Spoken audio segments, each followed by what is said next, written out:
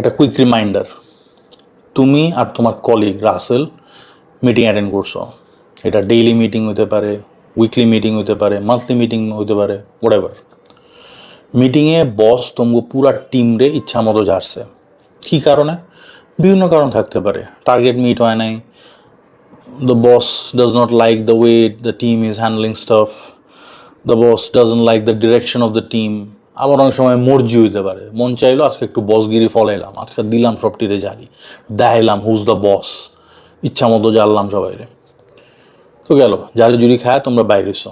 বাইরনের পরে তোমার close colleague Rasel সে তোমারে কোনো দিন খোঁচা দিতে আছে, ভাই দেখছেন এত কাম করি তারপরও বসে জারি দেয়, এই কর্পোরেটের শোধনে লাইফটা ফানা ফিল হয়ে গেল, আর কত সহ্য করো, আর ভাল লাগে না। তুমিও একটু রস চড়া এক কয়ালাইলা, আরে হালায় তো এরকম খার হচ্ছি, হালারে মনে বই মনে দেয় নেই আজকা, বা বললো কেমন আজকে ঝগড়া করে আসছে, এর লেগে আজকে এরা জালাম গুপড়ে চাললো। রাস্তার দিকে বস আপনি যাক কইছেন আপনি সেরা সেরা।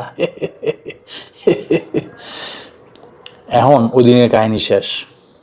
পরের দিন থেকে তুমি খেয়াল করতেছো যে তোমার লগে বসের রিশতাটা ডিফারেন্ট হয়ে গেছে।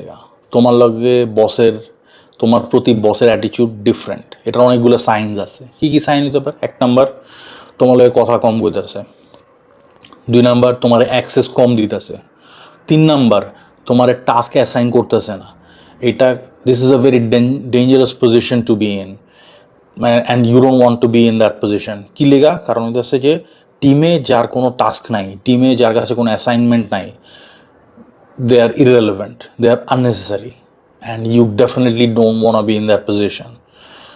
তো এই সাইনগুলি তুমি দেখতেছো। আবার এমন হইতেছে যে মিটিংয়ে স্পেসিফিকলি তোমার টার্গেট করে ঝাড়তেছে, বাট তুমি যখন একটু আগবারে বসের লাগে কথা দিতেছো, বস ওইটারে নালিফাই করে দিতেছে বা হেন ঝাড়ি জুড়ি দিতেছে।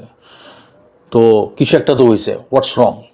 এই যে তোমার কনফিডেন্ট, তোমার ক্লোজ, তোমার ঘনিষ্ঠ কলিগ রাসেল, সে যায় বসের কাছে তোমার ওই কথাগুলি লাগাই দিছে যে বস মিজান ভাই তো আপনার নামে এইসব খারাপ খারাপ কথা কয়, আমার তো শুনে খুব খারাপ লাগছে। বসের তো ইগোতে লেগে গেছে, এত বড় সাহস আমার টিমের লোক আমার নামে এডি কয়, মায়ের বাপ ওরা তো দেখেইলাম। বাস ক্যারিয়ারের পুটু মারার সারা, ক্যারিয়ারের পুঙ্গি বাজায় দিছে। তো ওই অফিসে থাকা তোমার জন্য দেখবা যে ফার্দার খুব মুশকিল হয়ে যাব, খুবই মুশকিল হয়ে যাব। তো এই ব্যাপারটা মাথায় রাখবা।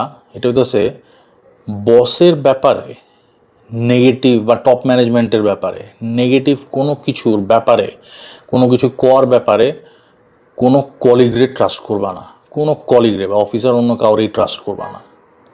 এটা সাধারণত দেখা যায় যে টিমের একটু লেস এফিশিয়েন্ট, একটু কম দক্ষতাওয়ালা লোক যারা, তারা এই জিনিসটা বেশি করে। তারা কি করে? তারা they become the mole in the team, they will rat you out. তারা তোমারে ফাঁসায় দিব। তারা চিন্তা করবো যে আমি যেহেতু কাম করে কুলাইতে পারতেছি না, আমি আরেকজনের নামে চোগল ঘুরি করে বসের কাছ থেকে কিছু ব্রাউনি পয়েন্টস কামাই নেই। তবে হ্যাঁ, এটার এক্সেপশনও আছে, এটা অনেক দক্ষ কর্মীরাও করতে দেখছি। তো এইটা অ্যাকচুয়ালি এই ব্যাপারে কাউরি ট্রাস্ট করা যাবে না। দক্ষ বা কম দক্ষ ডাজন্ট ম্যাটার, এই ব্যাপারে কাউরি ট্রাস্ট করুন যাবে না।